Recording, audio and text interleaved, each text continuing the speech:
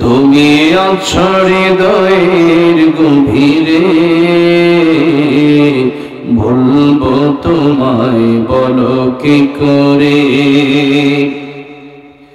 দেখি নাই তোমারে কোনদিন,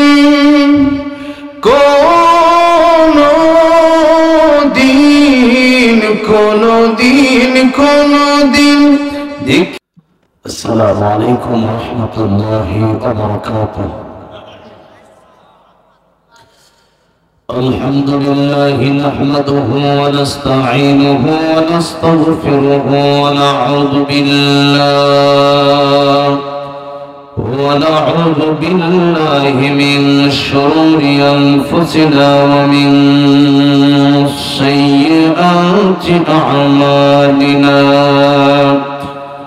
من يهده الله فلا مضل له ومن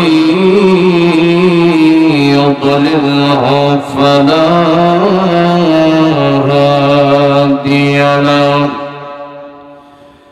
ونشهد أن لا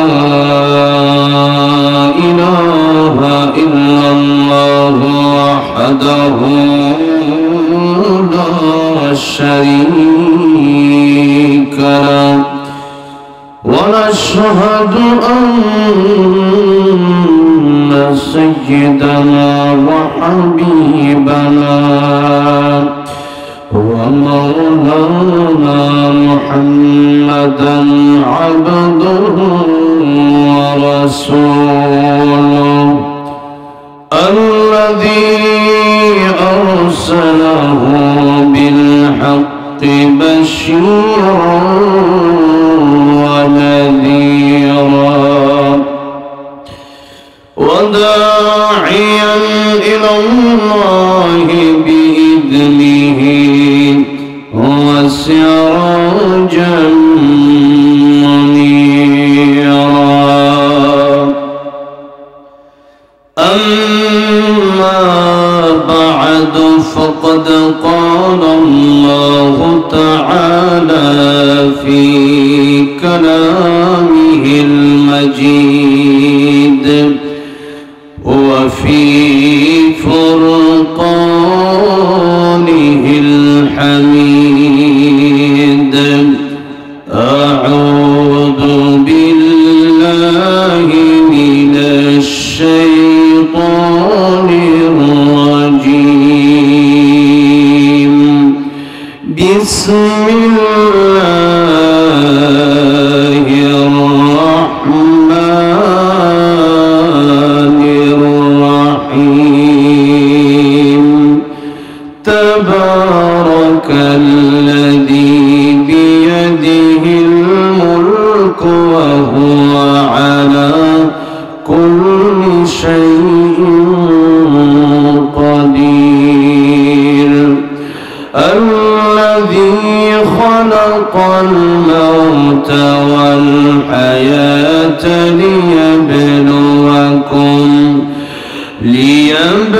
ليبلوكم أيكم أحسن عملا وهو العزيز الغفور.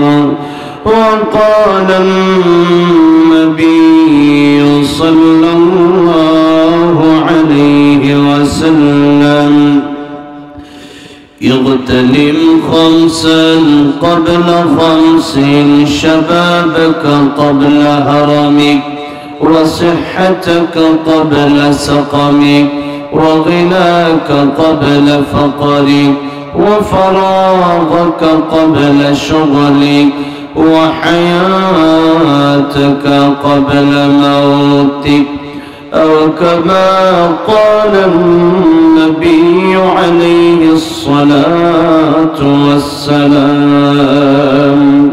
وقال تعالى في شان حبيبه ومحبوبه: إن الله وملائكته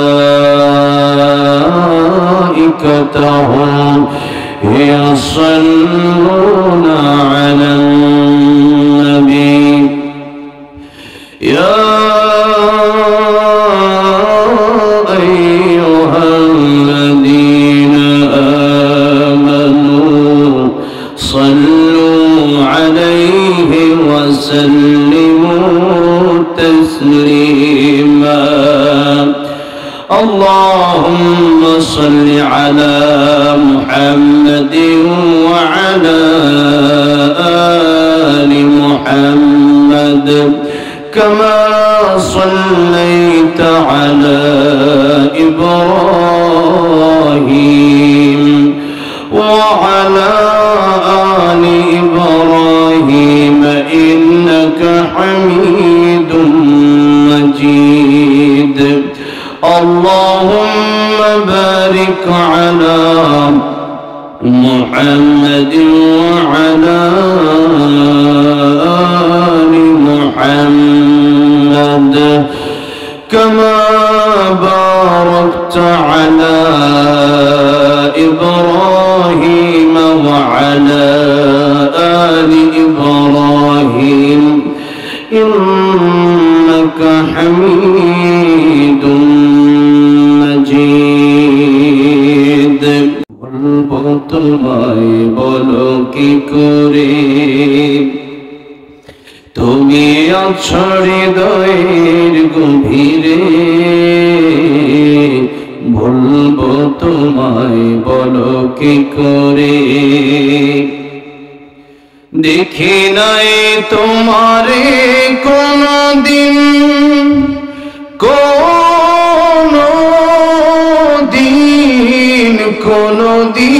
কোনদিন দেখি নাই তোমারে কোনদিন তবু আছো স্মরণীয় মলিন প্রেমেরই ভুবনে তোমারি বিরহ ব্যথায় নিশীথের শেফালিরা ঝরে তুমি আছো হৃদয়ের গভীরে বলবো তোমায় বলো কি করে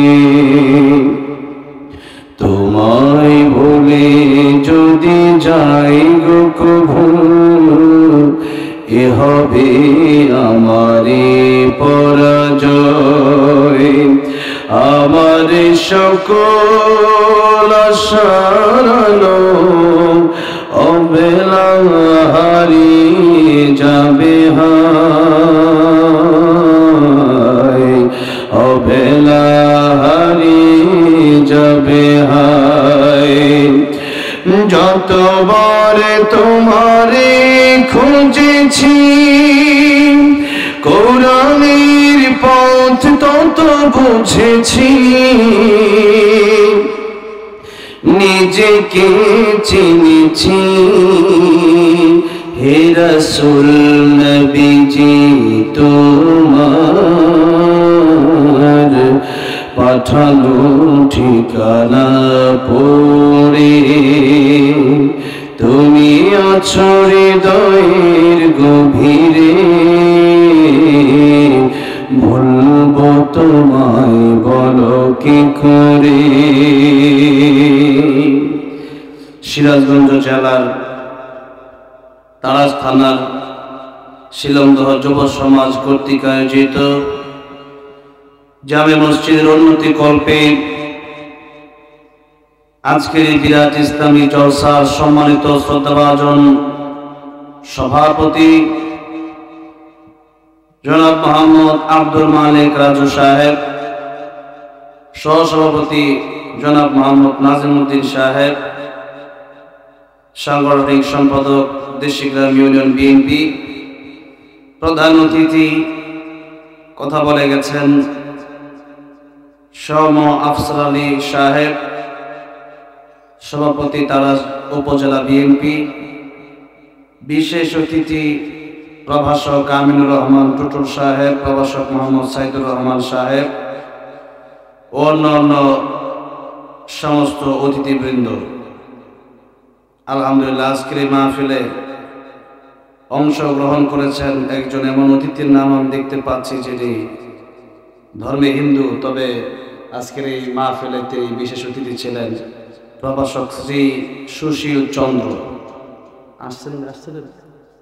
যাই হোক, এখন অনেক মাহফিলে আসে, আমরা কথা বলবো কোরআন থেকে। ওনারা আসলে যদি হেদায়েত আল্লাহ ওনাদের কপালে রাখে, হেদায়েত হবে। আমাদের ভিতরে কোনো দ্বন্দ্ব নাই, মারামারি নাই, তবে সন্ত্রাস উগ্রবাদীর কোনো ঠাঁই নাই, সে যে ধর্মই হোক না কেন। আল্লাহ আমাদের বোঝার তৌফিক দান করেন, বলেন আমিন। আমার পূর্ব অত্যন্ত গুরুত্বপূর্ণ আলোচনা রেখেছেন আপনাদের এলাকার কৃতি সন্তান,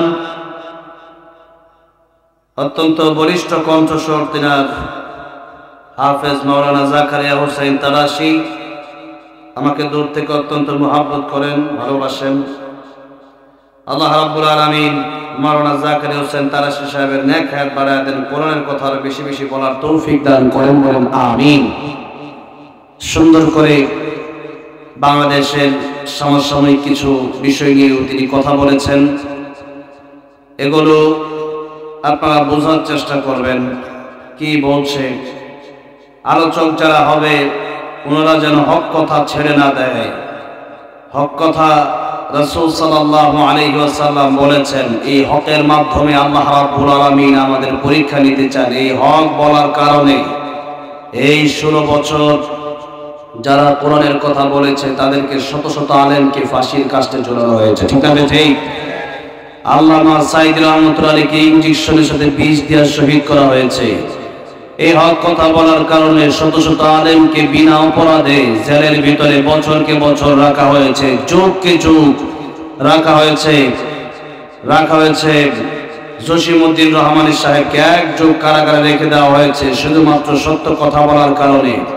এখানে বিএনপির অনেক লোকেরা আছেন যাদেরকে বিনা কারণে অযথা, যাদেরকে বছরকে বছর তাদেরকে গুম করে রাখা হয়েছে, তাদেরকে ফাঁসি দিয়ে দেওয়া হয়েছে, বছরকে বছর কারাগারে রেখে দেওয়া হয়েছে, ঠিক না? ঠিক।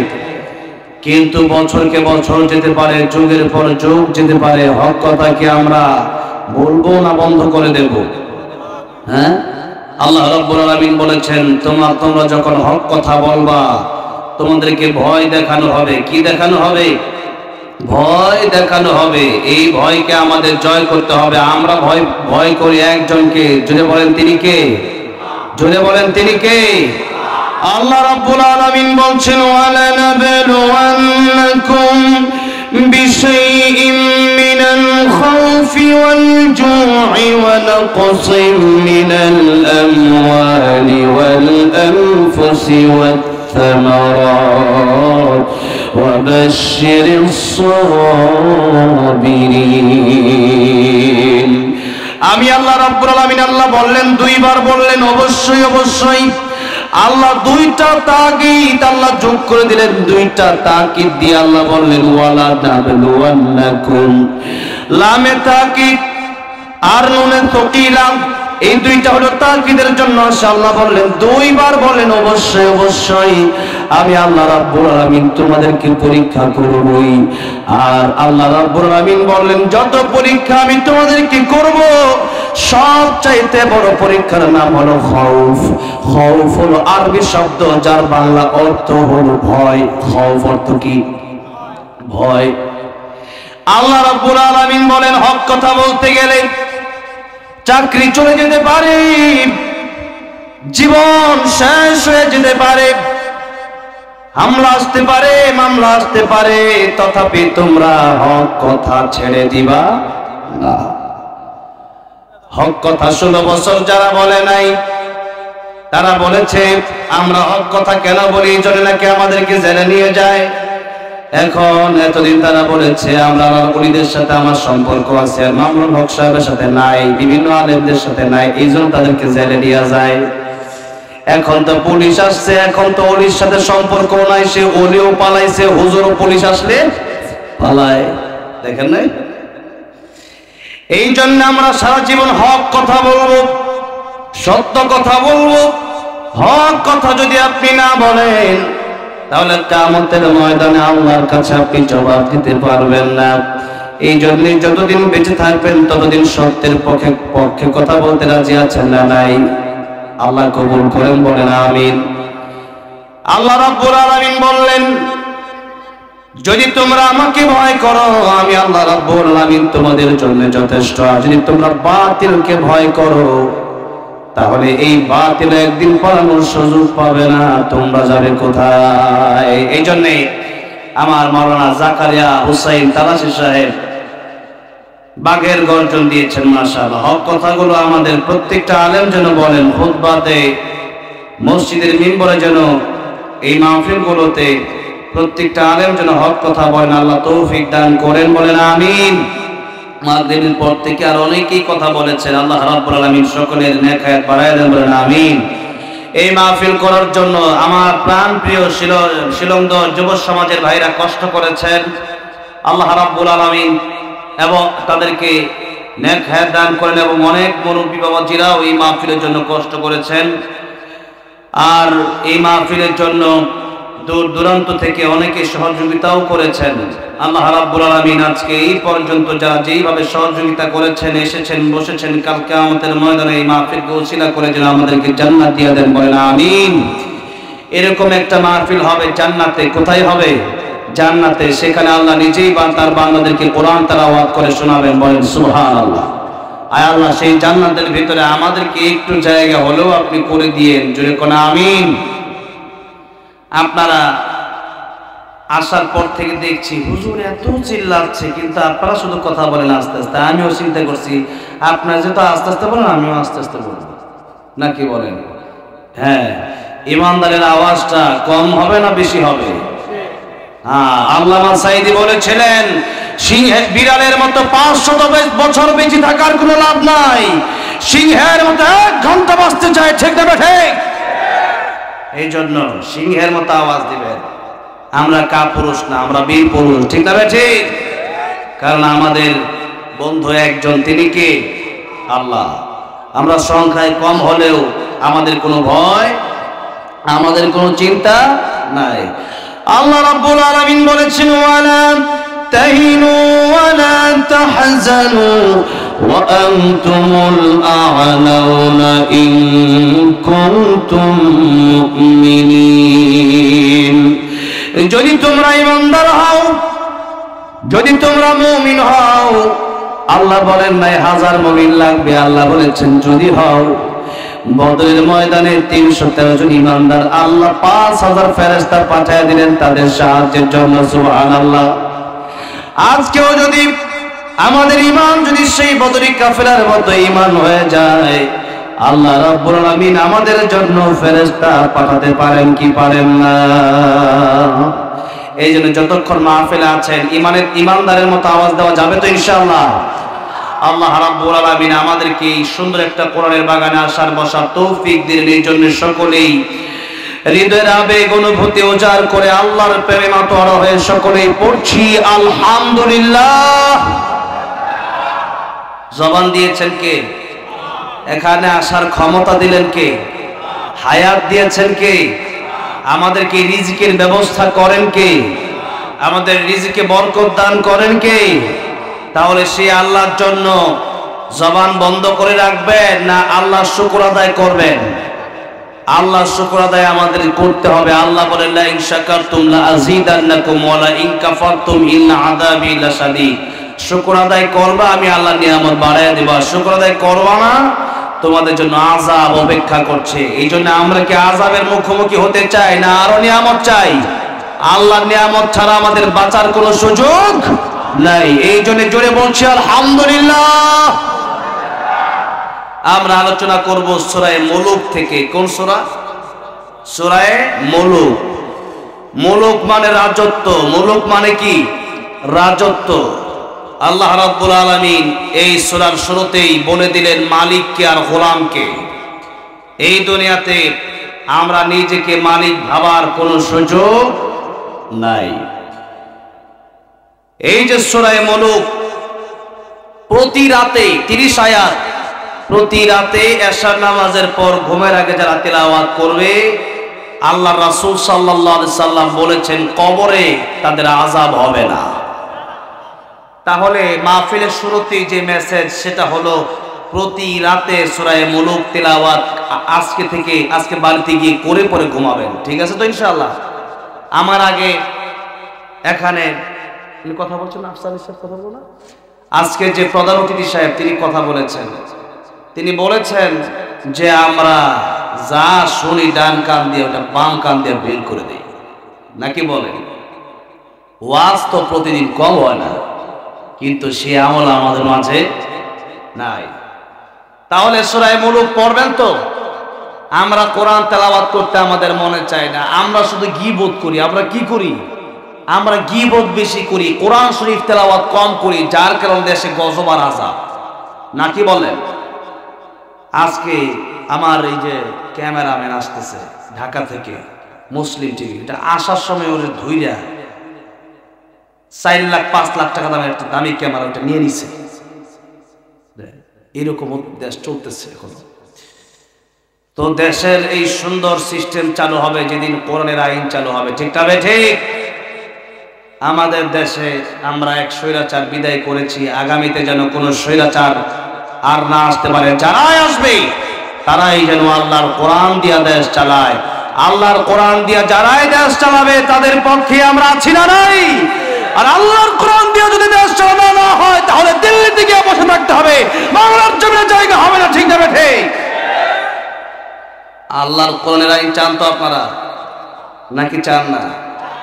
আল্লাহর কোরআনের আইন যদি আপনি চান আপনার লাভ হবে, আর আপনি যদি করেন না আমি চাই না, আপনারই ক্ষতি হবে, চুরি হবে, ডাকাতি হবে, বিচার দেওয়ার লোক পাবেন না, ঠিক না ঠিক? কয়েকদিন আগে এক জায়গায় গেলাম বিচার দেওয়ার জন্য, যে কোনো এক কাছে হুজুর এখন মিডিলে আছি, কোনো সাইড মাইট নাই, ডাইনিও না পাবো না। আমি কই ঠিক আছে, বিচার করার দরকার নাই।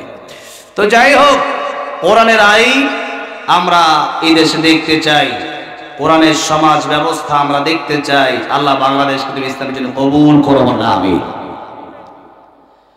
আমার ভাইরা, আমার মুরব্বী ও জিনাম, সর্বপ্রথম আপনাদেরকে আমি সূরা মুলুকের তাফসীরের শুরুতে যে মেসেজটা দিতে চাই ওইটা হলো এখন থেকে নিয়ত করবেন আমার আপনার প্রত্যেকের কবরে যেতে হবে। কবরে গিয়ে সেই কবরের আযাব থেকে রক্ষা পাওয়ার জন্য আজকের প্রথম মেসেজ, প্রথম কথা, প্রথম বার্তা হলো আমরা যারা এখানে আছি এশার নামাজ শেষ হয়ে গেলে ঘুমের আগে পড়ব সূরা মুলুক, পড়ব না ইনশাআল্লাহ। আর দ্বিতীয় মেসেজ, কথা কিন্তু আমি প্রত্যেকটা স্টেপ বাই স্টেপ বলবো। ভাইরা বাবাজিরা, আমরা অনেক ওয়াজ শুনি, আমি সারাদিন কয়েকটা বক্তব্য দিয়ে চলে গেলাম, আপনি মাহফিল থেকে চলে গেলেন, লক্ষ লক্ষ টাকা খরচ করে একটা মাহফিল করা হয়েছে। আমি যদি 10টা মেসেজ 10টা আমল বাড়িতে না নিয়ে যেতে পারি, কিছু শিখে না যেতে পারি, আমার দেশে অনেকেই দেখলাম ওয়াজ করে, ওয়াজের আগা মাথা কিচ্ছু নাই, ওয়াজ করতেছে। আমি কালকে আরো অবাক হলাম, এতদিন পর্যন্ত মানে বাংলা অঙ্ক ইংরেজি শিখে শার্ট প্যান্ট পরছে, তো শার্ট প্যান্ট পরা হারাম এটা বলতেছি না, মানে কোরআনের শিক্ষা সে শিখে নাই, হালাল। এখন কোরআনের শিক্ষা সে না শিখলে সে কি করবে? আলেমদের শরণাপন্ন হবে, ঠিক না ঠিক? সে দেখি পাঞ্জাবি পরে সে ওয়াজ শুরু করছে, এটা মিডিয়াতে ছাড়ছে। আমি বললাম আজীব হয়ে গেলাম যে সে কোরআনের তাফসির করবে কিভাবে? কোরআনের তাফসির করার যে যোগ্যতা সেটা তার নাই, কোরআন শরীফ শুদ্ধভাবে পড়ার যোগ্যতাই তার নেই। আমাদের দেশে অনেক লোক এমন দেখেছে। এই জন্য কোরআনের তাফসির গুলো যেন আমরা সঠিকভাবে মানুষের সামনে করতে পারি, আমরা যেন কোরআনের সঠিক কথাগুলো মানুষের সামনে তুলে ধরতে পারি, বলে না আমি। কথা যদি সঠিক না হয় তাহলে বিপদ আছে না নাই? বিপদ আছে। এই যে দাওয়াতের তাবলীগের ইজতেমা নিয়ে এত সমস্যা কেন? মাওলানা সাদ সাহেব তিনি এখন গোমরা হয়েছেন কোরআন হাদিস বিরোধী বক্তব্য দিয়ে। কোরআন হাদিস বিরোধী কথা যেই বলবে তার সাথে আমাদের কোনো সম্পর্ক নাই। এই কোরআনের বিরুদ্ধে কথা যদি ইমামুল হক সাহেব বলে আমরা কি মানবো? আমির হামজা বললে, তারেক মনোয়ার সাহেব বললে মানব না। আমি যদি বলি আমাকেও সরাসরি বাধা দিতে হবে যদি কোরআনের বিরুদ্ধে যায়, আর কোরআনের পক্ষে কেউ বাধা দিতে আসে, কোরআনের বিপক্ষে যদি কেউ আসে বাধা দিতে, তাহলে তার বিরুদ্ধে আমরা যাব। মাওলানা সাদ সাহেব বলেছেন আল্লাহর হাতে যদি হেদায়েত থাকতো তাহলে রাসূল সাল্লাল্লাহু আলাইহি সাল্লামকে আল্লাহ পাঠাতেন না। নাউযুবিল্লাহ বলেন। কোরআন শরীফে আল্লাহ রাব্বুল আলামিন কি বলেছেন শুনেন। আল্লাহ বলেন ইন্নাকা লা তাহদি মান আহবাবতা ওয়ালাকিন্নাল্লাহা ইয়াহদি মান ইয়াশা ওয়া হুয়া আ'লামু বিল মুহতাদিন। এই আয়াতটা কখন নাজিল হলো একটু কথা আপনাদেরকে বলেছি, যেহেতু সমসাময়িক বিষয়, এই বিষয়টা মারাত্মক একটা ফিতনা বাংলাদেশে চালু হয়েছে। একটা ভন্ডের নেতৃত্বে, একটা গুমরার নেতৃত্বে যখন আমার দেশের 4 জন, আরো বেশি হয়েছে আমি শুনেছি, তবে 4 জন যেটা সাংবাদিকরা বলেছেন, 4 জন মানুষকে যারা শহীদ করে দেয়, এটাকে বড় ফিতনা আপনি মনে করছেন না? তারা গুন্ডা বাহিনী। এই যে আল্লাহ পাক কখনই একটা নাজিল করলেন দেখেন। আবু তালেব নবীজির কি ছিলেন বলেন? চাচা। নবীর চাচা নবীর সাথে জেল খাটেন নাই 3 বছর? খাটছে, আপনারা জানেন না ইতিহাস। নবীর সাথে জেল খাটলো। নবী যখন কোরআনের দাওয়াত দিল তখন আবু জাহেলের লোকেরা আবু তালেবের কাছে আসলো, দেখো তোমার ভাতিজাকে তুমি সামলাও। আবু তালেব বলল, আমার ভাতিজাকে আমি সামলাবো, আমার ভাতিজাকে আমি রক্ষা করার জন্য আল্লাহ তো আছে, আমি ওসিলা হয়ে আমি আমার ভাতিজার জন্য যা কল্যাণ করব, আমার ভাতিজার বিরুদ্ধে কেউ আসলে তার কল্লা থাকবে না। আচ্ছা, এত ভালোবেসেছেন, কিন্তু আমার নবী যে বললো যে আমার আল্লাহ লা ইলাহা ইল্লাল্লাহ পড়ো, কালিমাটা পড়ছে, ইমানদার হইছে নাকি কাফের অবস্থায় মারা গেছে? কাফের অবস্থায় মারা গেছে। দেখেন, মৃত্যুর আগে নবীজি আবু তালেবের সামনে আসলো। আবু তালেবের সামনে এসে বললেন, চাচা সারা জীবন আপনি আমার জন্য কত কষ্ট করলেন, দুনিয়াতে আমার বাবা নাই, বাবার মতো ছায়া দিয়ে আপনি আমারে আগলে রাখলেন। ও চাচা, মৃত্যুর আগে একবার শুধু আপনি বলেন লা ইলাহা ইল্লাল্লাহ, আল্লাহ ছাড়া কোনো মাবুদ নাই। কিয়ামতের কঠিন ময়দানে আপনার জন্য আমি সুপারিশ করব আল্লাহর দরবারে। আবু জাহেল চলে আসলো আবু তালেবের সামনে। আবু জাহেল বলল, আবু তালেব, এতদিন পর্যন্ত ছিলে এক ধর্মের, মৃত্যুর আগে তুমি কাপুরুষ হয়ে মরবা না। মানে আবু জাহেল শয়তানের রূপ ধরে আসলো আর কি।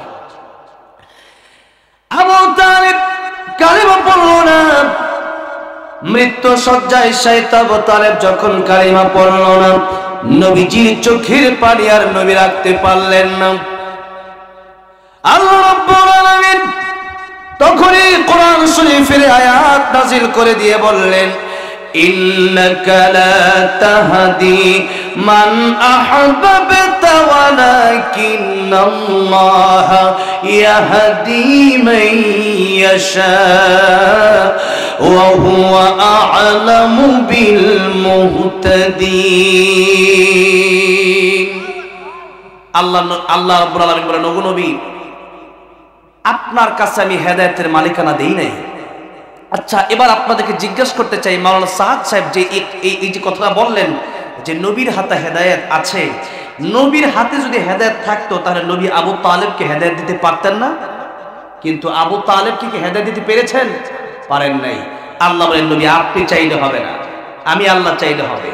আমি আল্লাহ চাইলে, আমি আল্লাহ যাকে চাইবো তাকে হেদায়েত দিব, আর আপনি যাকে চাবেন তাকে হেদায়েত দিতে পারবেন না। আপনার কাজ হলো ফাযাক্কির ইন্নামা আনতা মুযাক্কির, আপনি তাদেরকে উপদেশ দিতে পারেন, আপনি নসিহত করতে পারেন, কোরআনের ওয়াজগুলো তাদেরকে শোনায় দিতে পারেন। তারা মানবে কি মানবে না সেটা পরের ব্যাপার। মানলে জান্নাতে যাবে, না মানলে জাহান্নামে যাবে। দুইটা পথ খোলা আছে, ফারিকুন ফিল জান্নাতি ওয়া ফারিকুন ফিস সাঈর। কেউ যাবে জান্নাতে, কেউ যাবে জাহান্নামে। কোরআন মেনে নিলে যাবে জান্নাতে, কোরআন না মানলে যাবে জাহান্নামে।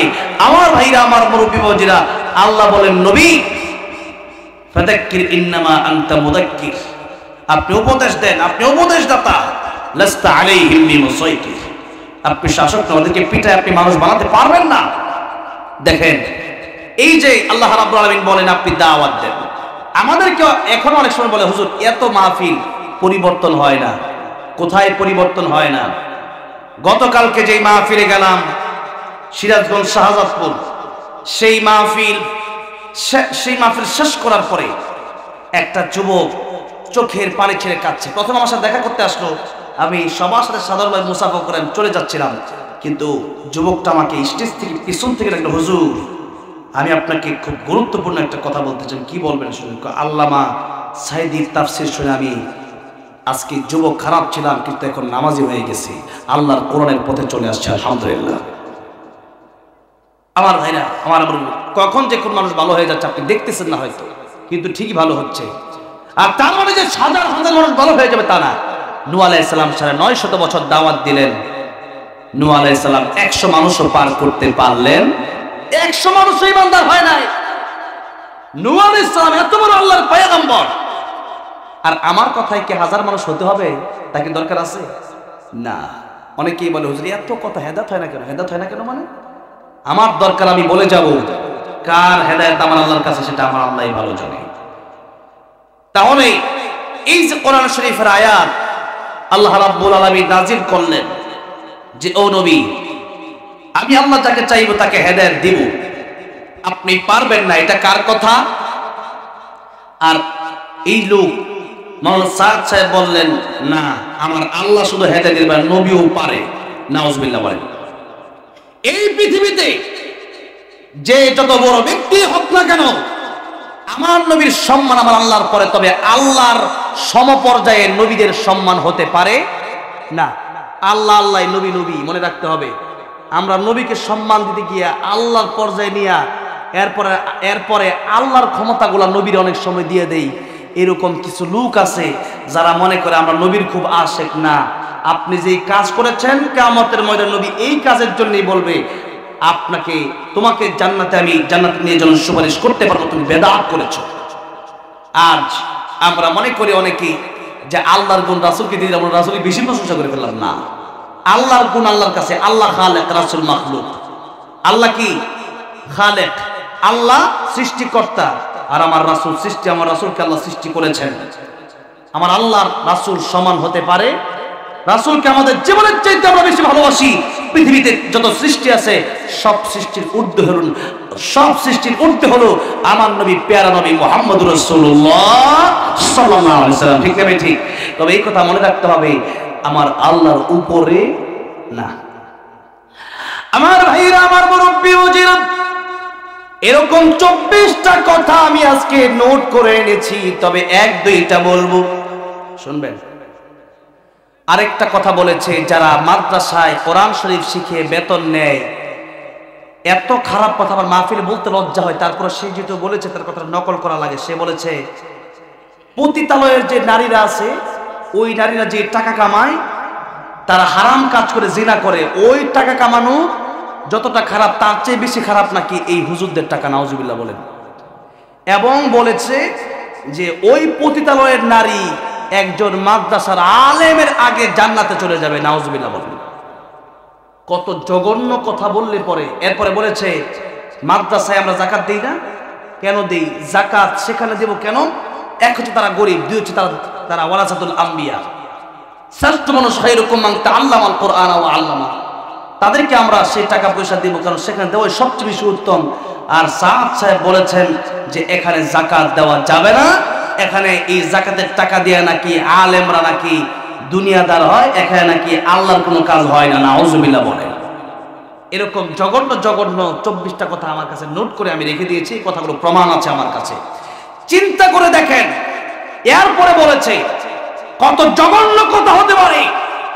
একজন সাহাবী আরেকজন সাহাবীর প্রতি যত ভালোবাসা ছিল, আমাদের মধ্যে কি তা আছে আজকে? আর সাদ সাহেব বলেছেন যে একজন সাহাবী আরেকজন সাহাবীর বিরুদ্ধাচরণ করেছেন। নাউজুবিল্লাহ বলেন। একজন সাহাবী নাকি আরেকজন সাহাবীকে দেখতে পারত না। নাউজুবিল্লাহ বলেন। কত বড় জঘন্য জঘন্য কথা বলেছে, যেগুলোতে মানুষের ঈমান বিধ্বংসী কথাগুলো সে বলেছে। এইরকম কথা যেদিন উনি ফিরিয়ে নেবেন, উনি যদি বলে হ্যাঁ আমি তওবা করেছি, এই 24টা কথা আমি ফিরিয়ে নিলাম, সেদিন থেকেই বাংলাদেশে উনি ঢুকতে পারবে। তার আগে বাংলার জমিনে এই গোমরা লোককে ঢুকতে দেওয়া হবে না। ঠিক না? ঠিক। আপনারা মনে করতে পারেন যে দুই গ্রুপ, এত বড় ওলি। আরে আপনি ওলি মনে করতে পারেন, কোরআন হাদিসের দলিল যেখানে নাই সেই বক্তার কথা, সেই আলেমের কথা শোনা যাবে না। কোরআন হাদিসের দলিল নাই, কোরআন হাদিস বিরোধী। কোরআন হাদিসের বিরোধী তো পরের কথা, কোরআন হাদিসের দলিল নাই, অহেতুক কথা, লাহওয়াল হাদিস, সে কথাই বলা যাবে না। আর আপনি বিরুদ্ধে কথা বলছে, এরপরও বলছেন আমার বুজুর্গ সেই কোরআন হাদিস যারা বলছে আপনার পীর হতে পারলো না, আর কোরআন হাদিসের বিরুদ্ধে যারা বললো সেই ব্যক্তি আপনার পীর হয়ে গেল। বুঝা গেল আপনার পীর শয়তানের পক্ষে চলে গেছে, আপনারাও শয়তানের পক্ষে চলে গেছেন। ঠিক না বেঠে? আপনি মনে কষ্ট পেতে পারেন, আপনি কষ্ট পেলে আমার কিচ্ছু যায় আসে না, কারণ ইসলাম শুধু মিষ্টি খাওয়ার নাম নয়, সুন্নত শুধু মিষ্টি খাওয়ার নাম নয়, সুন্নত হলো উহুদের ময়দানে পাথর খাওয়ার নামও সুন্নত। ঠিক না ঠিক? সুন্নাত নয় শুধু দাওয়াতের মেহমান, সুন্নাত নয় শুধু খাওয়া শেষ মধুপান, আরো কিছু সুন্নাত আছে তুমি জানো কি? জানলেও জীবনে কখনো তা মানো কি? সুন্নাত শুধু নয় বকরি চড়াতে যাওয়া, আর সুন্নাত হলো পাথরের আঘাতে খাওয়া। ঠিক না? মোহাব্বতে তার খালিদ উমর আলী আবু বকরের মতো পাশে থাকো কি? আর কিছু সুন্নাত আছে তুমি জানো কি? জানলেও জীবনে কখনো তা মানো কি? এই জন্য সুন্নাত যদি মানতে হয় অর্ধেক মানবেন না পরিপূর্ণ মানবেন? ইসলাম যদি মানতে হয় অর্ধেক মানবেন না পরিপূর্ণ মানবেন? পরিপূর্ণ মানতে হবে। আল্লাহ তাআলা বললেন সূরা বাকারা, ইয়া আইয়ুহাল্লাযীনা আমানু দুখুলু ফিস-সিলমি কাফা ওয়া লা তাত্তাবি'উ খুতুওয়াতিশ শাইতান ইন্নাহু লাকুম আদুউম মুবিন। ও ঈমানদারেরা, ইসলাম যদি মানতে চাও, মুসলমান যদি হতে চাও, অর্ধেক মুসলমান হলে হবে না, বরং পরিপূর্ণ মুসলমান তোমরা হও। কিন্তু আপনাদেরকে আমি জিজ্ঞাসা করতে চাই, আজকে আমরা যারা মুসলমান তারা নামে মুসলমান বেশি না কাজে মুসলমান বেশি? বলেন, নামে মুসলমান নাকি কামে মুসলমান? নামে কামে মিল না হলে, নামে কামে মিল না হলে বইবে যে তুফান। তুমি নামে মুসলমান নাকি কামে মুসলমান? তুমি নামে মুসলমান নাকি কামে মুসলমান? নাম রেখেছে আব্দুর রহিম, কালমা জানে না। এই সমাজে এমন লোকের সংখ্যা অগণা। নাম রেখেছে আব্দুর রহমান, কোরআন পারে না। এই সমাজে এমন লোকের সংখ্যা অগণা। এমন সমাজ বদলাতে কে, এমন সমাজ বদলাতে কে রাখবে অবদান? তুমি নামে মুসলমান নাকি কামে মুসলমান? তুমি নামে মুসলমান নাকি কামে মুসলমান? এই জন্য নামে মুসলমান হলে হবে না, কাজে মুসলমান হওয়ার দরকার আছে না নাই? আজকে বাপের ঘর থেকে জন্ম নিয়েছেন, মনে করছেন আমার বাপ মুসলমান, আমিও মুসলমান। আরে বাপের পরিচয় দিয়া কিয়ামতের ময়দানে কেউ জান্নাতে যেতে পারবে না। যদি জান্নাতে যেতে হয় তাহলে নিজের ঈমান খাঁটি করার দরকার আছে না নাই? ইব্রাহিম আলাইহিস সালামের পরিচয় দিয়া আজর জান্নাতে যেতে পারবে না। নূহ আলাইহিস সালাম বাবার পরিচয় দিয়া কেনান জান্নাতে যেতে পারবে না। লূত আলাইহিস সালামের স্ত্রী স্বামীর পরিচয় দিয়া জান্নাতে যেতে পারবে না। কেউ কারো পরিচয় দিয়া জান্নাতে যেতে পারবে না। আবু তালেব ঈমান হারা হইয়া মরছে। আবু তালেব আমার নবীর পরিচয় দিয়া জান্নাতে যেতে পারবে না, কারণ ঈমান যার নাই সে ব্যক্তির কপালে জান্নাত নাই। আর ঈমান যার আছে, যারা পরিমাণ ঈমান যার থাকবে, নবীজি বলেন দুনিয়ার চাইতে 10 গুণ বড় জান্নাত আল্লাহ তাআলা দিয়ে দিবে। এই জন্য ঈমান যদি কম থাকে তবু সে ব্যক্তি জান্নাতে যাবে, আর ঈমান যদি নাই থাকে সে ব্যক্তি জান্নাত পাবে না। এই জন্য ঈমান থাকা হলো শর্ত। ঈমান হলো একের মতো, আর নেক আমল হলো ডানের সংখ্যার মতো, শূন্যের মতো। এক যদি না থাকে, আপনি শূন্য লেখেন 100টা কোনো দাম আছে? একটা এক লেখা ডানে যদি আপনি শূন্য দেন হলো 10, আরেকটা দিলে 100, আরেকটা দিলে 1000, আরেকটা দিলে 10,000, আরেকটা দিলে 1 লক্ষ, আরেকটা দিলে 10 লক্ষ, আরেকটা দিলে 1 কোটি। ঠিক তেমনি ভাবে ঈমান যদি আপনার থাকে, আপনি আমল করবেন, আমলের দাম আছে। আর ঈমান যদি না থাকে, অনেক এই আজকের মাহফিলে তিনিও তো শ্রী সুশীল চন্দ্র আশায় আছেন, তবে কথা হচ্ছে ঈমান যদি না থাকে, যতই নেক আমল করুক না কেন, এই নেক আমলের বিনিময়ে আল্লাহ দুনিয়াতে দিয়ে দিলেও মরণের পরে সেই নেক আমলের আর কোনো দাম থাকবে না। এই জন্য ঈমান যারা আনবে তারাই চলে যাবে জান্নাতে, আর ঈমান যাদের থাকবে না তারা যাবে জাহান্নামে। তবে কথা আছে, ঈমানদার জান্নাতে যাবে, কিন্তু আল্লাহ রাব্বুল আলামিন বলেছেন ইন্নাল্লাযীনা আমানু ওয়া আমিলুস সালিহাতি কানাত লাহুম জান্নাতুল ফিরদাউসি নুজুলা খালিদিনা ফিহা লা ইয়াবগুনা আনহা হিওয়ালা। জান্নাতে যদি যেতে চান, আল্লাহ বললেন 2টা শর্ত। জুড়ে বলেন কয়টা শর্ত? একটা হলো ঈমান, আর একটা হলো নেক আমল। দুটাই লাগবে। তবে যার ঈমান আছে, নবী বলেন নেক আমল একেবারেই শূন্য, সেই ব্যক্তিকেও আল্লাহ একদিন না একদিন জান্নাতের মালিক বানাবে। সুবহানাল্লাহ বলেন। কিন্তু ঈমান যদি একেবারে নাই থাকে, ওই ব্যক্তি যদি বলে আমার বাপ মুসলমান, কাজ হবে না। নবীজি বলেন মানুষ হিন্দুর ঘরে জন্ম নিলে কিন্তু হিন্দু হয়ে যায় না, মানুষ বৌদ্ধের ঘরে জন্ম নিলে কিন্তু বৌদ্ধ হয়ে যায় না, মানুষ কাফেরের ঘরে জন্ম নিলে কাফের হয়ে যায় না, আর মুসলমানের ঘরে জন্ম নিলেই মুসলমান হওয়া যায় না। কারণ অনেক মুসলমান আছে দেখবেন তারা আমার আল্লাহরেও সেজদা করে, মাজারে গিয়েও সেজদা করে, এদের ঈমান আছে না নাই? ঈমান নাই। সেজদা করতে হবে একজনকে। যদি বলেন তিনি কে? আল্লাহর নবী বললেন আল্লাহ ছাড়া কাউকে সেজদা করা যেত, তাহলে আমি বলতাম প্রত্যেকটা স্ত্রী যেন তার স্বামীকে সেজদা করে। সুবহানাল্লাহ বলেন। কিন্তু সেজদা করার কোনো অনুমতি নাই। কিন্তু আল্লাহর নবী তার স্ত্রীকে কথা বলে বুঝালেন যে তোমার স্বামীকে তুমি শ্রদ্ধা করো, সম্মান করো, স্বামীর কথা তোমরা শোনো। আমার ভাইরা, আমার মুরব্বী ওয়াজিরা, নারীরা জাহান্নামে দুইটা কারণে যাবে। কয়টা কারণে?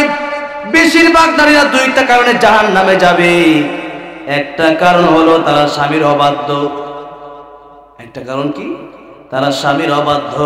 আরেকটা কারণ হলো তারা একে অপরের বিরুদ্ধে গীবত করে। কি করে? গীবত। আমাদের সমাজে পুরুষ বেশি করে না নারী বেশি করে?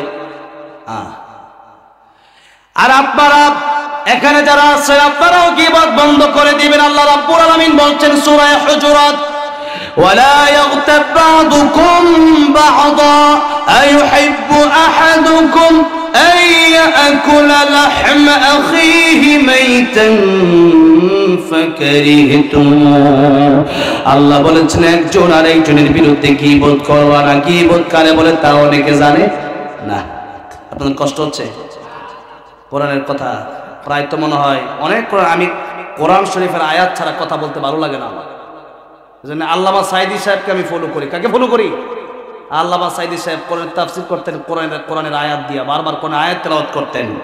তো এই জন্য কোরআনের আয়াতে যত বেশি কোরআন তেলাওয়াত হবে তত বেশি আল্লাহর রহমত নাজিল হবে।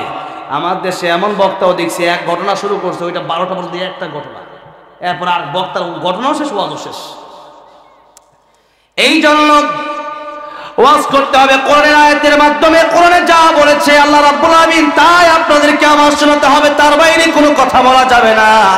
তার বাইরে যদি আমি কথা বলি তাহলে আমানতের খেয়ানত হয়ে যাবে।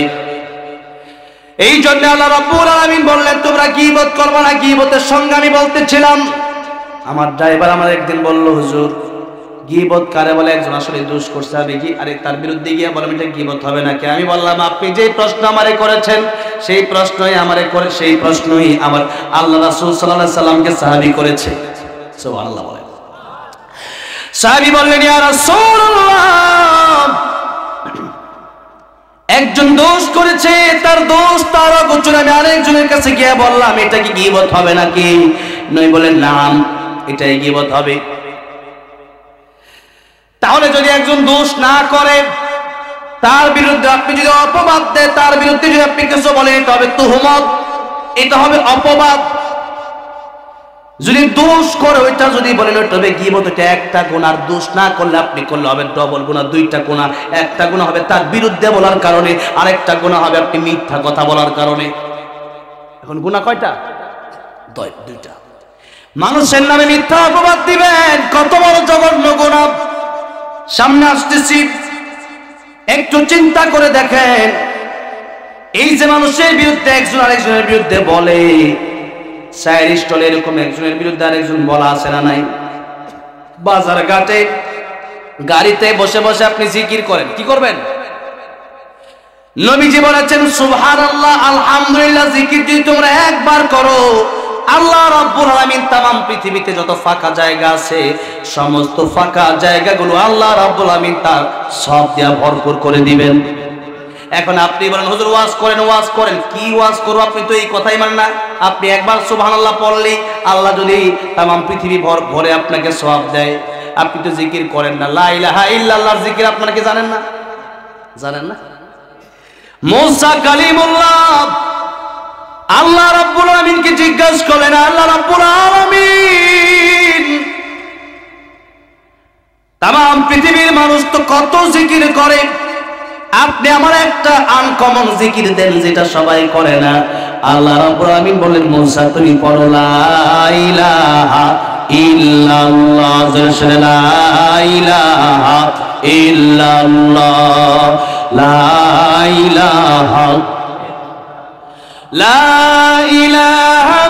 ইল্লাল্লাহ মুহাম্মাদুর রাসূলুল্লাহ সাল্লাল্লাহু আলাইহি ওয়াসাল্লাম। মুসা কালিমুল্লাহ জিজ্ঞাসা করেন আল্লাহ রাব্বুল আলামিন আমি যদি শুধু লা ইলাহা ইল্লাল্লাহর জিকির করে সবাই পড়ে, আল্লাহ বলেন মুসা রে তামাম পৃথিবীতে লা ইলাহা ইল্লাল্লাহর চাইতে দামি আমার কাছে আর কিচ্ছু নাই। এই জন্য রাস্তাঘাটে চলার সময় বেশি বেশি জিকির করেন সুবহানাল্লাহ, আলহামদুলিল্লাহ, আল্লাহু আকবার, লা ইলাহা ইল্লাল্লাহ।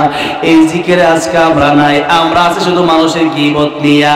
রাস্তাঘাটে চলার সময় একে অপরের সাথে যখন কথা বলি, অমুক লোকটা ভালো না, অমুক লোকের মেয়েটা ভালো না, অমুক লোকের ছেলেটা ভালো না, এই সমস্ত কথাবার্তা আছে না নাই? আরে বাস্তব বড় সহজ, কিন্তু আপনারা তো মানেন না। আপনারা যদি না মানেন তাহলে এই ওয়াজ করে লাভ কি হবে? ওয়াজ তো সহজ। মা বাবার দিকে তাকান, কবুল হজের সওয়াব। ওয়াজটা কি বেশি কঠিন হইল নাকি? মা বাবার দিকে তাকানো কি অনেক কঠিন? হ্যাঁ, মা আর বাবার দিকে তাকানো কি বেশি কঠিন? মা আর বাবার দিকে তাকালে আল্লাহর নবী বললেন ও সাহাবীরা শোনো, একবার তাকাবা আমার আল্লাহ রাব্বুল আলামিন এক একটা কবুল হজের সওয়াব তোমাদের আমলনামায় দিয়ে দিবে। সাহাবী বললেন ইয়া রাসূলুল্লাহ ইয়া হাবিবাল্লাহ, মার বাবার দিকে যদি 100 বার তাকায় আল্লাহ রাব্বুল আলামিন কি 100 কবুল হজের সওয়াব দিবে নাকি? জীবনে 100 বার তাকাইলে 100 বারই দিবে। তুমি তাকাইতে তাকাতে অস্থির হয়ে যেতে পারো, আমার আল্লাহ রাব্বুল আলামিন সওয়াব দেওয়ার বেলায় কোনো অস্থির হবেন না। যতবার তাকাবা ততবারই কবুল হজের সওয়াব। এখন আপনাদেরকে জিজ্ঞাসা করতে চাই, বছরে হজ করা যায় কয়বার? আরো ভালো করে বোঝাই। ইসলামে যে ইবাদত গুলো আছে ওই ইবাদতের দুইটা সিস্টেম, হয়তো দেহের মাধ্যমে করতে হবে, নয়তো অর্থের মাধ্যমে ইবাদত করতে হবে। এটাকে বলা হয় দৈহিক অথবা আর্থিক। দেহের মাধ্যমে ইবাদত যেমন নামাজ, নামাজ যদি আপনি পড়েন ফজরের নামাজের সময় শীত কম না বেশি? এটা আল্লাহর পরীক্ষা। আল্লাহ দেখতে চাই গরমের দিন ফজরের নামাজ পড়ো, শীতের দিন পড়ো কিনা ওইটাও আমি আল্লাহ দেখতে চাই। এটাই আল্লাহর পরীক্ষা। এই যে ফজরের সময় বড় শীত, আপনি আপনার পাশের বাড়ির আরেকজন নামাজে যায়, আপনি বলে দিলেন যে তুমি তো নামাজে যাচ্ছ, তোমার 500 টাকা দিয়ে দিলাম, আমার ফজরের নামাজটা তুমি পড়ে দিয়ে আসো। নামাজ হবে? আপনার নামাজ আপনাকে গিয়া মসজিদে গিয়া পড়তে হবে, ঠিক না? ঠিক বলেন। এটা হলো দেহের ইবাদত, এটা টাকা দিয়া হয় না। আবার আর্থিক ইবাদত যেমন যাকাত, মনে করেন 10,000 টাকা যাকাত হচ্ছে আপনার, 10,000 টাকা যদি আপনি যাকাত না দেয়া চিন্তা করলেন আমি 10 টাকা নামাজ ফিরালাই কি না, যাকাত আদায় হয়ে যাবে নাকি? 500 টাকা করলে না, যাকাতের জায়গায় 10,000 যাকাত আছে, 10,000 যাকাতই দিতে হবে, ঠিক না? ঠিক। এটা হলো আর্থিক ইবাদত। কিন্তু কিছু ইবাদত আছে যেটা দেহ লাগে, অর্থ লাগে, যেমন একটা হলো হজ। নবী বললেন আল হাজ্জু আল হাজ্জু, হজ করা হলো কষ্টকর। যেমন আমি এই বছর হজে যাওয়ার নিয়ত করছি, টাকা দরকার 8-10 লাখ মাত্র। 8-10 লাখ টাকা দিয়ে কি কষ্ট না? কষ্ট আছে না নাই? 8-10 লাখ টাকাতে কষ্ট আছে না? আছে। এখন 8-10 লাখ টাকা যদি লাগে, আমি 8-10 লাখ টাকা দিয়ে দিলে আমার হজ হয়ে গেছে নাকি? না। পাসপোর্ট করা লাগবে, আমার তো আছে। এখন যারা ধরেন পাসপোর্ট করতে গিয়ে পাসপোর্ট অফিসে যাওয়া লাগবে, দূরদূরের ব্যাপার আছে, ভিসা করা লাগবে, ট্রাভেলসে যাওয়া লাগবে, টিকেট করা লাগবে, লম্বা সময় ফ্লাইটের জার্নি করা লাগবে, এরপরে সেখানে গিয়ে পৌঁছবেন, এরপরে কাবা শরীফ তওয়াফ করতে হবে, মিনায় যেতে হবে, মুজদালিফায় যেতে হবে, আরাফার ময়দানে যেতে হবে, কুরবানি করতে হবে, অনেক কাজ। কষ্ট আছে না নাই? নবী বলতেছেন কষ্ট। এখন দেখেন, আপনি হজ করতে হলে কষ্ট আছে।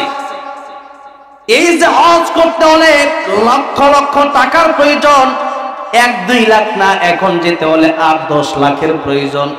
এরপরে দেহ দিয়ে আপনার হজে যেতে হবে। এরপরে বছরে যাওয়া যায় কয়বার? একবার। এর বেশি যতবার যাবেন ততবার হজ হবে না, উমরা হবে। এখন এই যে হজে বছর একবার গেলেন, যাইয়া হজ কষ্ট করে করলেন, এখন এই হজটা কবুল হয়েছে, এটা কি আপনি বলতে পারবেন? বলেন, বলতে পারবেন? কিন্তু নবীজি বলেছেন, ও দুনিয়ার মানুষেরা, মা আর বাবার দিকে যদি একবার তাকাও, একটা কবুল হজের সওয়াব। সুবহানাল্লাহ। বছরে হজ করা যায় কয়বার? আর দৈনিক মা বাবার দিকে তাকানো যায় কয়বার? 1000 বার। ঠিক না ঠিক? কিন্তু সমস্যা হলো, বাস্তব বড় সহজ। মা বাবা যদি ডাক দেয়, মা ডাক দেয় বাড়ি থেকে, ও এখানে দাঁড়ায় আছে, ওকে কি হইছে কও, এদিকে ফিরা। ঠিক না ঠিক? নবী বলেন, হুমা জান্নাতুকা হুমা নারুকা, মা বাপ তোমার জান্নাত, মা বাপ তোমার জাহান্নাম। এই জন্য মারে যদি কেউ কষ্ট দেন, জাহান্নামে যাওয়া লাগবে, কথা আপনি লিখে রাখবেন, মাপ যদি না যান। নবীজি রাস্তা দিয়ে হেঁটে যাচ্ছেন, দেখলেন একটা কবরে আযাব হচ্ছে। নবীজি যখন দেখলেন কবরে আযাব হয়, আমার নবীজি হাত তুললেন, হাত তুলে আল্লাহর কাছে দোয়া করলেন, আয় আল্লাহ রাব্বুল আলামিন, লোকটা মুসলমান, তার কবরে আযাব হয়, আমি রহমতের নবী সইতে পারি না। একবার দোয়া করলেন, সাহাবীরা আমিন বলল। নবী এবার তাকালেন, তাকে দেখতেছে কবরে এখনো আযাব হয়। নবীজি আবারও হাত উঠালেন, হাত উঠায় দেখলেন আবারও এখনো কবরে আযাব হয়। আল্লাহর নবী তিনবার হাতটা আল্লাহর কাছে উঠালেন, দোয়া করেন, আল্লাহ রাব্বুল আলামিন, এই কবর আযাব তুমি মাফ করে দাও, এই কবর আযাব আমি সইতে পারি না, আমি না রহমাতুল লিল আলামিন। আল্লাহ রাব্বুল আলামিন, এই লোকের কবর আযাবকে মাফ করে দেওয়া যায় না। আমার আল্লাহ কই জিবরাইল, আমার নবীর কাছে যা, আমার নবীর কাছে গিয়া বল, আমার নবী সারা জীবন হাত উঠায়া দোয়া করতে পারে, কিন্তু তার মা যতদিন পর্যন্ত তারে মাফ না করবে, আমি আল্লাহ তার কবরের আযাব বন্ধ করব না। আমার ভাইরা, আমার মুরব্বী ওয়াজিরা, চিন্তা করে দেখেন, লক্ষ্য করে দেখেন, মসজিদে নামাজেও যান, টাকা পয়সাও দান করেন, কিন্তু মার বাবারে কষ্ট দিয়া বসে আছেন। মা যদি মাফ না করে, বাবা যদি মাফ না করে, অবস্থাটা কি হবে? আমার নবী ডাক দেয়া কয়, আল্লাহ এখন কি করব? আল্লাহ কয়, একটাই অবস্থা আছে, এখন তার মা বেঁচে আছে, এখন তার মা যদি তারে মাফ করে দেয়, কবরের আযাব সাথে সাথে বন্ধ হয়ে যাবে। আল্লাহর নবী ওই লোকের মায়ের সাথে দেখা করলেন, দেখা করে বললেন, এই যে দেখো, এই কবর কার? মহিলা, ইয়া হাবিবাল্লাহ, এই সন্তান তার স্ত্রীর কথা শুনে আমি মায়ের গায়ে কত আঘাত করছি, আমি যদি এখনো পিঠটা খুলি, আপনি নবীর সেই দাগগুলো আমি দেখাতে পারবো। ইয়া রাসূলুল্লাহ, ইয়া হাবিবাল্লাহ, আমি তার কবরের আযাব হয় কি হয় না আমি জানি না, আমি তারে মাফ করব না। আল্লাহর নবী বিশ্ব নবী রাহমাতুল্লিল আলামিন ডাক দিয়ে কয়, আল্লাহ,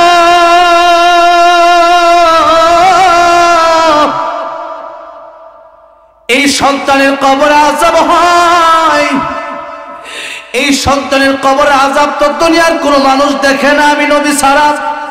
আয় আল্লাহ, তুমি দেখো, দুনিয়ার আর সাধারণ কোনো মানুষ তো দেখে না, মানুষের মধ্যে আমি নবী যেমনি দেখি, দুনিয়ার কোনো মানুষ তেমনি কবরের আযাব তুমি দেখার মতো তৌফিক দাও নাই। এই দুনিয়ার মানুষ যদি কবরের আযাব দেখতো, নবী বলেন, আমি বলি এই মানুষগুলো যেন কবরের আযাব দেখে, আমার মনে চায় আমি দোয়া করি আল্লাহর কাছে, কিন্তু কেন দোয়া করি না জানোনি? দোয়া যদি আমি করি তার জন্য, তার বাবার লাশ নিয়ে সে ব্যক্তি কবরে দাফন করতে যাবে না। আমি যদি বলি, আল্লাহ, এই দুনিয়ার মানুষের কবরে কি কঠিন আযাব হয়, এক একটা লোহার হাতুড়ি, আগুনের হাতুড়ি, আগুনের লোহার হাতুড়ি, এই হাতুড়ি দিয়া উহুদ পাহাড়কে যদি একটা বাড়ি দেওয়া হয়, 8 মাইল লম্বা উহুদ পাহাড় চূর্ণ বিচূর্ণ হইয়া যায়। ওই লোহার হাতুড়ি দিয়ে, আগুনের হাতুড়ি যদি আপনাকে বাড়ি দেয়, আপনার অবস্থানটা কি হবে? নবী বলেন, আমি যদি তোমার জন্য দোয়া করি, আমার উম্মতের জন্য দোয়া করি, আল্লাহ, আমার উম্মতকে তুমি কবরের আযাব দেখায়া দাও। আমার উম্মত, দুনিয়ার মানুষ মারা গেলে লাশ পচে যাবে, শিয়ালে খাবে, কুকুর খাবে, শকুনে খাবে, এরপরে লাশ মানুষ ভয়ে কবর নিয়ে যাবে না, এত ভয় করবে মানুষ। দুনিয়ার শৃঙ্খলা ঠিক থাকবে না, মানুষ কাজে মনোযোগী হতে পারবে না, খেতে খামারে কাজ করতে পারবে না, খালি চিন্তা করবে আমার কবরে কি হবে, আমার কবরে কি হবে। কবরের আযাব যদি একবার শুরু হয়ে যায়, কবরে যে ব্যক্তি ধরা খাবে, সে ব্যক্তি সব ঘাটিতে ধরা খাবে। উসমান রাদিয়াল্লাহু আনহু জান্নাতের টিকিট পাওয়ার পরেও কবরের পাশে গিয়ে কান্দে। আপনি আমি জান্নাতের টিকিট পাবো তো পরের কথা, শুধু জাহান্নামের পথে হাঁটতেছি। 24টা ঘন্টা সময়ের ভিতরে 1টা ঘন্টা আমার আল্লাহর দেওয়ার মতো সময়ও আমাদের হাতে নাই। আর আপনি চিন্তা করতেছেন কিভাবে আপনি জান্নাতে যাবেন। সাহাবীরা কান্দে আর ডাক দেয়া কয়, আল্লাহ, আমি যদি মানুষ না হইয়া গাছের পাতা হইয়া যাইতাম তাহলেও ভালো ছিল, অন্যান্য মাখলুক হইলেও ভালো ছিল, ওই মাখলুকদের জন্য জান্নাত জাহান্নাম নাই, বরং আসহাবে কাফের কুকুরটাও জান্নাতে যাবে, আর আমি মানুষ হয়ে যদি জাহান্নামে যাই, আমার চেয়ে ভালো ওই কুকুর, আমি কুকুরের চাইতে খারাপ হয়ে গেলাম। এই জন্য দুনিয়ার মুসলমান, কবরের চিন্তা এখনো আপনার মনে আসে না। আপনি মনে করেন আরো কয়েকদিন পরে আপনি মরবেন, আপনি মনে করলেন আরো 10 বছর 20 বছর আগামী রমজানে ভালো হবেন, কিন্তু আগামী রমজানে ভালো হওয়ার মতো গ্যারান্টি আছে? আমার নবী বিশ্ব নবী রাহমাতুল লিল আলামিন ডাক দেব সাহাবীরা নামাজের পরে দেখেন নবী যে বলছেন সাহাবীরা আমার কাছে মালাকুল মউত আসলে অনুমতি লাগে। মালাকুল মউত যখন নবীর কাছে আসলেন তিনবার অনুমতি নিলেন। কয়বার? তিনবার অনুমতি নিলেন। দরজার বাইরে থেকে দাঁড়ায় বলেন আসসালামু আলাইকা ইয়া রাসূলুল্লাহ। নবী বলেন ফাতেমা দরজার বাইরে দেখো কে যেন আমার সালাম দেয়, ঘরে ঢোকার জন্য পারমিশন চায়। ফাতেমা দরজা খুললো, খুলে দেখতেছে কে যেন দাঁড়ায় আছে। দুনিয়ার মানুষ তো এরকম হয় না, যার মাথা আকাশে যার পা দুইটা জমিনে। ফাতেমা বললেন বাবা আসলো তো মালাকুল মউত আজরাইল, আসলো কে যেন দুনিয়ার কোন মানুষের সাথে মিল নাই। নবী বললেন ফাতেমা আসছে মালাকুল মউত আজরাইল। অনেক লম্বা ঘটনা। এরপর নবী বলেন ফাতেমা তুমি বলো আমি মালাকুল মউতকে ঘরে ঢোকার জন্য আমি বলেছি, পারমিশন দিয়েছি। ফাতেমা ডাক দিয়ে বলেন ও আমার বাবা আমি ঘরে ঢোকার জন্য পারমিশন দেব না, মালাকুল মউত আসলে আপনাকে নিয়ে যাওয়ার জন্য আসছে।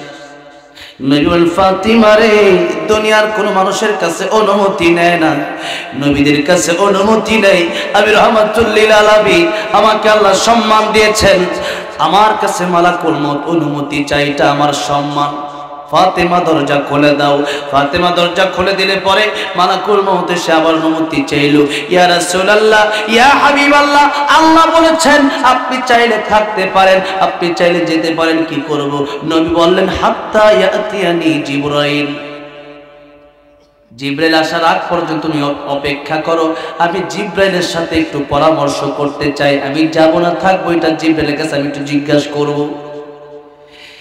ইতিমধ্যে জিবরাইল চলে আসলেন, বলেন ইন্নাকা মাইয়িতুন ওয়া ইন্নাহুম মাইয়িতুন। ইয়া রাসূলুল্লাহ ইয়া হাবিবাল্লাহ কুল্লু মান আলাইহা ফান ওয়া ইয়াবকা ওয়াজহু রাব্বিকা যুল জালালি ওয়াল ইকরাম। আল্লাহ সারা বাঁচার ক্ষমতা পৃথিবীর কারো নাই। এরপরে নবীকে বোঝায় দেন নবী চলে যেতেই হবে, আপনি থাকলে থাকতে পারেন কিন্তু চলে যাওয়া চাই উত্তম। এই যে দুইবার অনুমতি নিল, এরপরে আরেকবার অনুমতি নিয়েছিল মালাকুল মউত আজরাইল মৃত্যুর আগে। এর মাঝখানে অনেক কথা হয়েছে নবীর জিবরাইলের সাথে উম্মতের ব্যাপারে, কারণ অন্যান্য নবীর উম্মতেরা এক একটা গুনাহ করেছে, আল্লাহ রাব্বুল আলামিন তাদেরকে একেবারে সমতলে ধ্বংস করে দিয়েছে। আর আমরা কত গুনাহ করি, এরপরও দেখা যায় আমাদের কোনো ক্ষতি হয় না। ওই যে আমার নবী আল্লাহর কাছে বলে গিয়েছেন আল্লাহ আমি চলে যাব, আমার উম্মতকে তুমি একেবারে ধ্বংস করে দিও না। এই জন্য আজও গুনাহ করি, সুদ খাই, ঘুষ খাই, নামাজ পড়ি না, এরপরও ফেরেশতা আয়েশা আমাদেরকে আমাদের এলাকা উল্টায় দেয় না, আমাদের খাবার বন্ধ হয় না আমার নবীর দোয়ার কারণে। জোরে জোরে বলা যাবে না সুবহানাল্লাহ। রাহমাতুল লিল আলামিন নবী রাহমাতুল লিল আলামিন নবী কোরআনে প্রমাণ, আশিক বিনে কে বুঝিবে আমার দয়ার নবীর শান। খারাপ লাগতেছে আপনাদের? একটু বলা যাবে না নবীর প্রেমে? বলেন না রাহমাতুল লিল আলামিন নবী রাহমাতুল লিল মিন নবী কোরআনে প্রমাণ,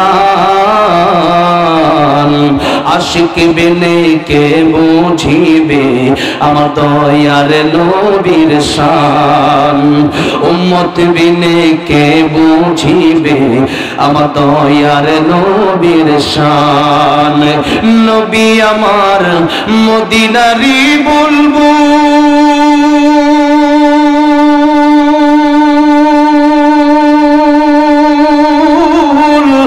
আমার আল্লাহ ভালোবেসে নামটি দিলেন হাবিবে রাসূল। আল্লাহু আকবার।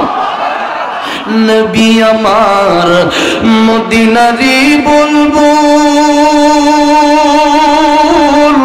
আমার আল্লাহ প্রেম করিয়া নামটি দিলেন মুহাম্মদ রাসূল। ওই নবীকে ভুল বুঝিলে, ওই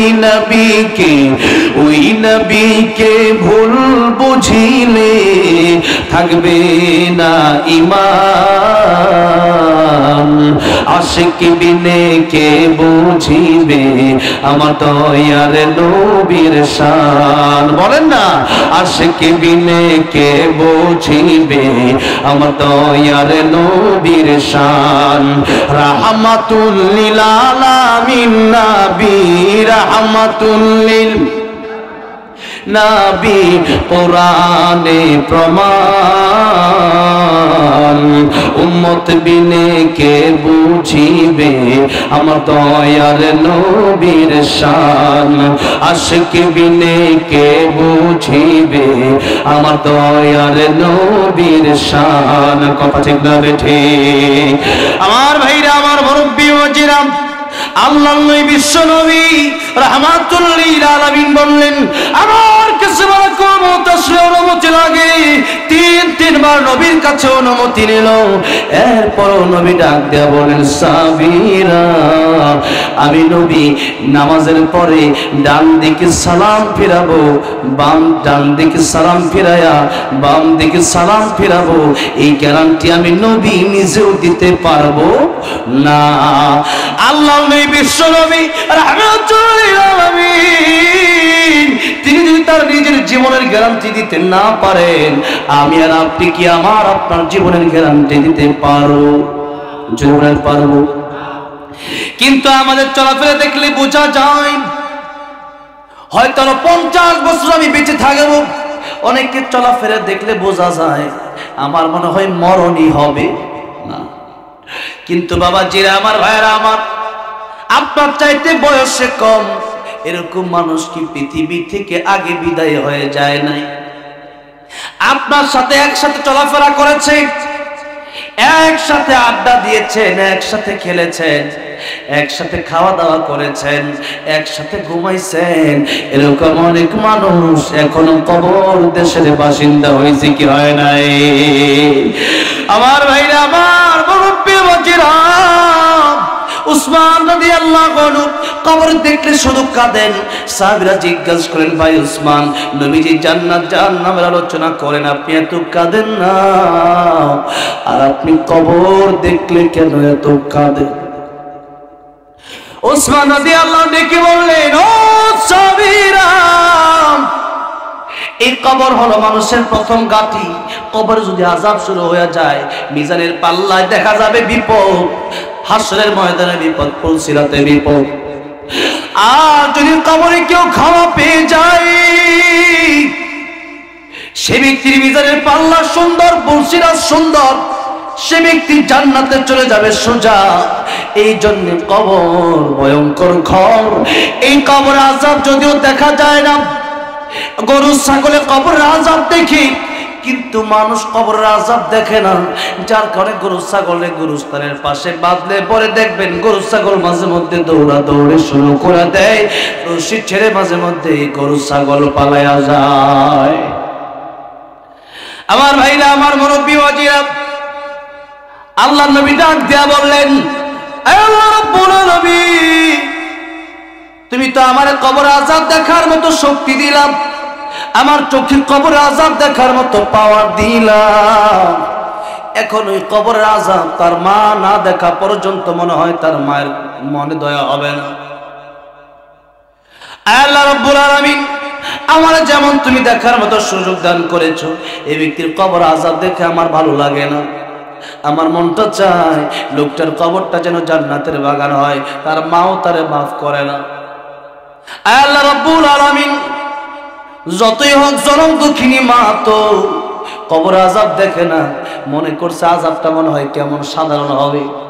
আয় আল্লাহ রাব্বুল আলামিন, তার মা এখানে কবরের পাশে আছে, আমারে যেমন তুমি দেখার সুযোগ দিলাম, তার মারে কি একটু দেখার সুযোগ দেওয়া যায় না? আল্লাহ রাব্বুল আলামিন বলেন নবী গো এতক্ষণে দোয়া কবুল না হলেও তার মায়ের জন্য আপনি এখন যে দোয়া করেছেন আমার বন্ধু এই দোয়া আমি আল্লাহ কবুল করে নিলাম। তার মাকে আল্লাহ রাব্বুল আলামিন যেই মাত্র কবরের আযাব দেখার মতো তৌফিক দিয়ে দিলেন, মা দেখলো সন্তানের কবরে আযাব হয়। মা ডাক দেয়া বলেন ইয়া রাসূলুল্লাহ ইয়া হাবিবাল্লাহ, আমি বুঝতে পারি নাই কবরের আযাব যে এত ভয়ানক, আমি কল্পনাও করি নাই কবরের আযাব যে এত ভয়ানক। আমার ছেলে না অন্য মানুষ হইলেও তো তারে মাফ করে দেওয়া দরকার, এত ভয়ঙ্কর কবরের আযাব আমি এতদিন ধরে মাফ করি নাই, এই জন্য বুঝি কবরের আযাব হয়। ইয়া রাসূলুল্লাহ ইয়া হাবিবাল্লাহ, আমার সহ্য হয় না, এত কষ্ট আমার দিয়েছে, এত আঘাত আমার করেছে। আমার সন্তান যেহেতু 10 মাস 10 দিন আমি পেটে ধারণ করেছি, এই সন্তানের জন্য কত রাত ঘুম হয় নাই, এই সন্তানের জন্য কত রাত খাবার খাইতে পারি নাই, এই সন্তানের কবর আযাব দেখে সহ্য হবে কেমনে? ইয়া রাসূলুল্লাহ ইয়া হাবিবাল্লাহ, আর সহ্য হয় না, এই মুহূর্তে আমার সন্তানকে আমি মা হইয়া ক্ষমার ঘোষণা দিয়ে দিলাম। যেই মাত্র মা ক্ষমা করে দিয়েছে আল্লাহ রাব্বুল আলামিন বলেন কবর থাইমা যা, কবর আযাব বন্ধ হয়ে যা, ও কবর আযাব এই আযাব আর থাকতে পারে না, ও কবর তুই জান্নাতের বাগান হয়ে যা। আমার নবী তাকায় দেখেন মা যখন মাফ করে দিছে, একটু আগেও যে কবর আযাব হয় ওই কবরটা আল্লাহর হুকুমে মায়ের ক্ষমার কারণে জান্নাতের বাগান হয়ে গেছে।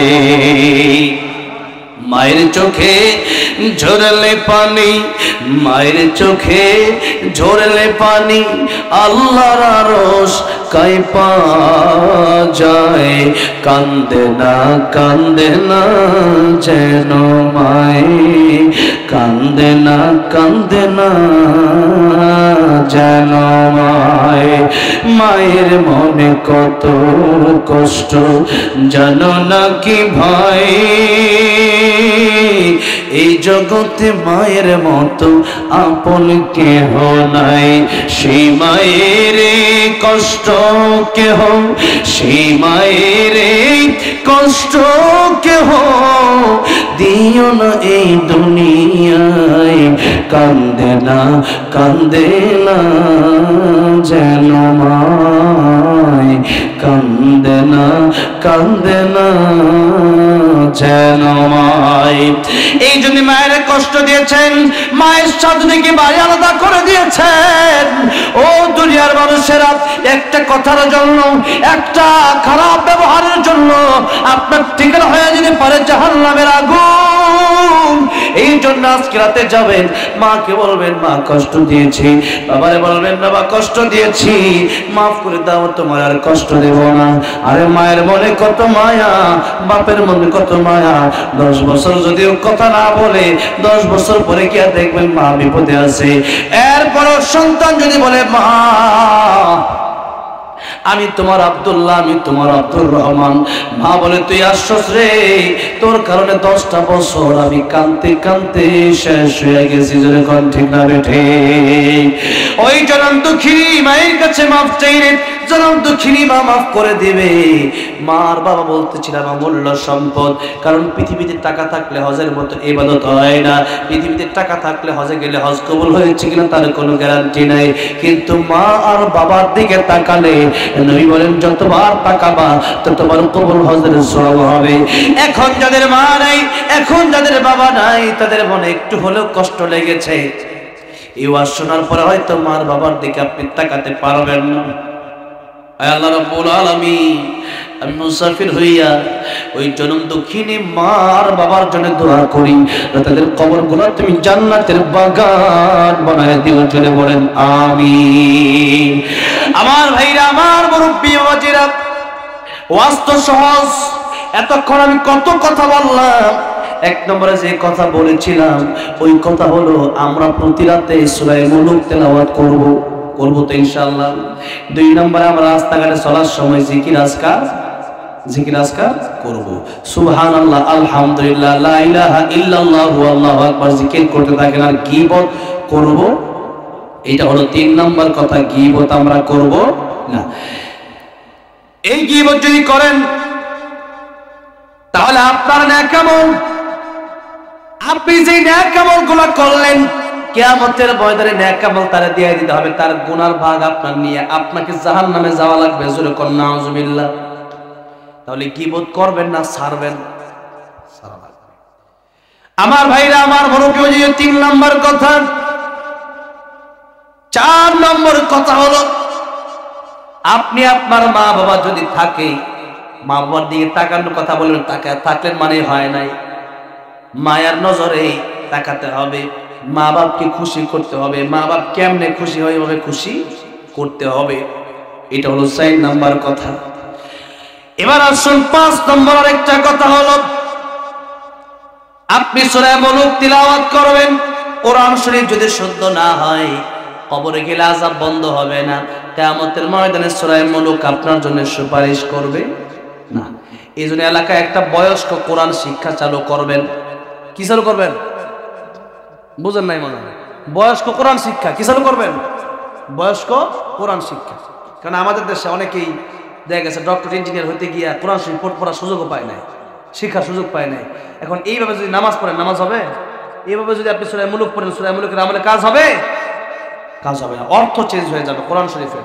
কুল হুয়াল্লাহ, আমি এলেঙ্গার পাম দিয়ে টাঙ্গাল দিয়ে আসতেছি, কয়েকদিন আগে তাকায় দেখি এক নামাজ দাঁড়াইছে, তো সাধারণ মানুষ, তো নামাজ ইমামতি দাঁড়ায় গেছে, তা আমি গিয়ে পিছনে দাঁড়াইলাম, দাঁড়াইছি যেহেতু পড়তেছে কুল হুয়াল্লাহু আহাদ। কি পড়তেছে? আহাদ মানে ওয়াদা, আহাদ মানে একক, আল্লাহ এক, এটা এক অর্থ, আর আল্লাহ ওয়াদা, এটা কোনো অর্থ হইল?